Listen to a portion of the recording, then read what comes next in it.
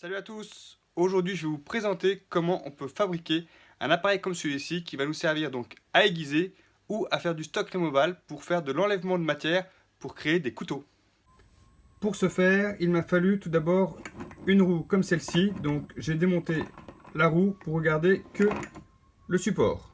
Ensuite, il m'a fallu un bout de planche, une tige filetée de 12, 3 platines comme celle-ci en alu que j'ai percé au centre et que je suis venu ensuite donc tarauder pour pouvoir rentrer ma tige filetée de 12 dedans. Une jolie tige de ferraille qui va me servir donc de support de guide. Dans un premier temps, j'ai percé ma première plaque aux endroits du patin pour pouvoir le fixer dessus.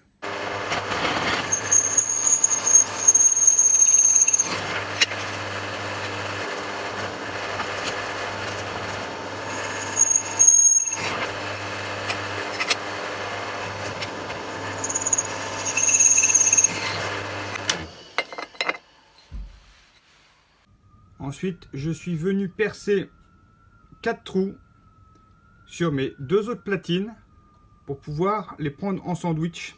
Donc prendre la planche en sandwich. Et me laisser un petit peu d'espace ici pour avoir une plus grande hauteur pour éviter que ma barre ne bouge, donc qu'elle soit stabilisée.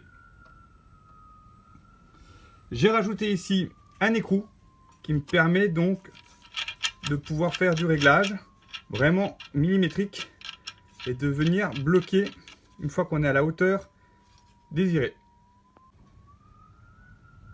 Pour la pièce mobile, donc la partie un petit peu la plus technique entre guillemets, j'ai juste utilisé une cale de bois rectangulaire que j'ai percée sur un premier axe avec des rondelles caoutchouc pour éviter vraiment le frottement et pour que ça vraiment bascule très facilement.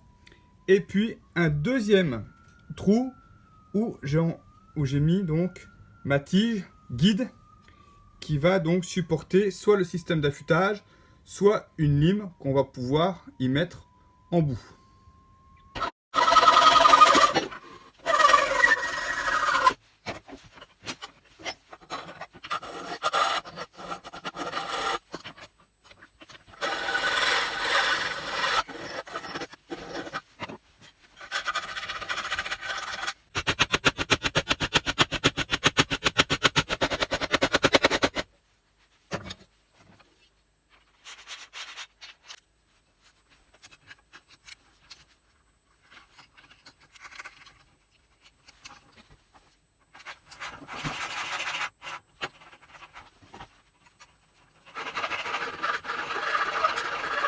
Donc vous avez compris le but. Donc le support de la roue va me servir donc de pivot aussi bien pour monter voilà mon porte-lime que de pouvoir tourner droite ou gauche. L'avantage du mien, c'est que je l'ai mis sur une tige filetée et donc je vais pouvoir régler ma hauteur.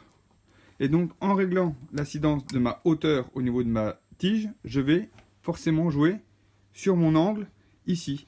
Donc une fois que votre appareil est mis à niveau, donc là vous voyez j'ai pas d'inclinomètre, j'utilise juste mon téléphone pour avoir donc l'inclinaison de ma planche. Donc je mets ma planche à 0, donc vous voyez c'est quand même assez précis parce que sans la toucher elle vient de passer à 0,1 alors qu'elle était à 0, voilà. Donc je sais que ma planche est à 0, donc je veux connaître l'angle de ma lame pour pouvoir soit l'affûter, soit pour pouvoir enlever de la matière lorsqu'on fait du stock removal. Donc, une fois que ma planche est à 0, j'ai plus qu'à venir donc poser mon inclinomètre sur ma barre. Donc là, j'aurai un angle ici au niveau de la planche de 27 degrés. Donc, si je veux un angle de 20 ou de 18, et bien là, il va falloir forcément que je baisse. Et donc, l'avantage de ce système, c'est que j'ai plus qu'enlever ma tringlerie, remonter un petit peu mon écrou, et là, je vais pouvoir donc baisser ma platine assez rapidement. Donc, on était à 27 degrés, donc on va dire que je me mets ici. Je remets ma tringle. Et du coup, je vais pouvoir regarder à combien je suis. Donc là, voilà, je viens de descendre de 6 degrés. Donc bien sûr, il faut faire ça lorsqu'on a installé son couteau, qu'on a installé sa lime, pour avoir vraiment son angle fini. Donc là, pour affiner son angle d'affûtage, là je suis à 19 degrés, donc il suffit que je mette donc mon inclinomètre sur ma barre et que je vienne donc descendre tout doucement. Vous voyez, hop, là je suis à, voilà, 18, donc je peux gratter comme ça 2 degrés en degrés, et si je veux 15, il suffit de descendre, descendre, descendre, descendre, descendre.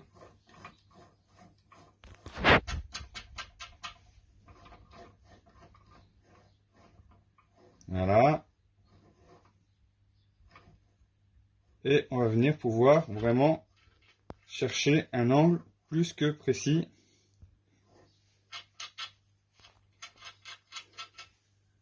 Avec ce système. Voilà. Il suffit de bloquer. Voilà. Je suis à 15 degrés. Je viens bloquer mon système. Et je peux commencer mon travail pour venir limer en bout de planche. Donc je peux, voilà. Pour mon bout de planche, j'ai pris son axe que j'ai troué donc à la dégo pour me faire un rail.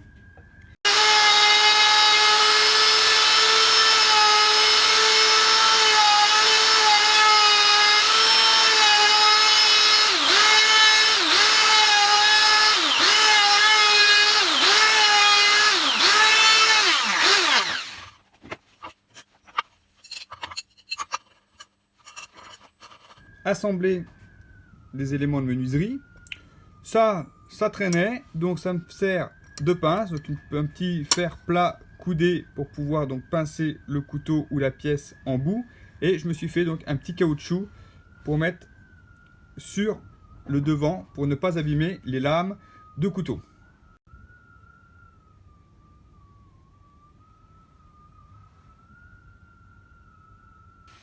Donc là je viens de placer un morceau de cornière, donc on pourrait dire que c'est le bord d'une lame ou d'une pièce à travailler. Donc voilà, je l'ai pris avec la pince. Donc on va voir ce que ça peut donner.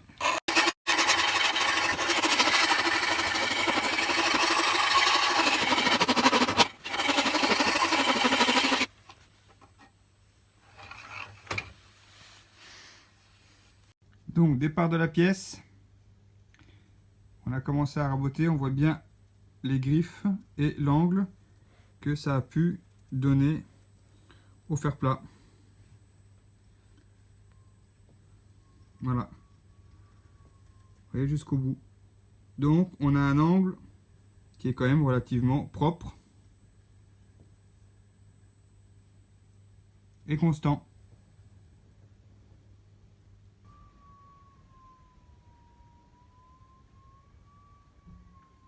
Le tout se met donc sur l'étau. Comme ça, je peux régler, comme je vous l'ai dit dans la vidéo, avec l'inclinomètre ma planche pour la mettre à 0. Et ensuite, avec le système de vissage, la hauteur de mon mât ici, je peux régler donc l'angle d'attaque de ma lime sur le tranchant du couteau ou de la pièce à usiner.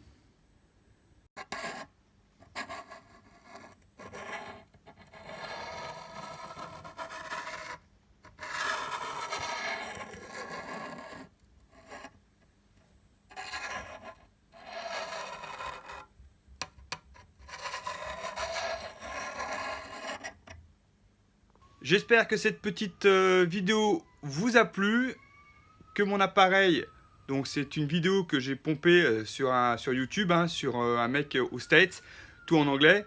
J'ai modifié pour avoir un système de réglage qu'ils n'avaient pas. Alors eux, ils ont des dégos, ils ont des machines pour le bois qui sont aux petits oignons, ils sont au millimètre.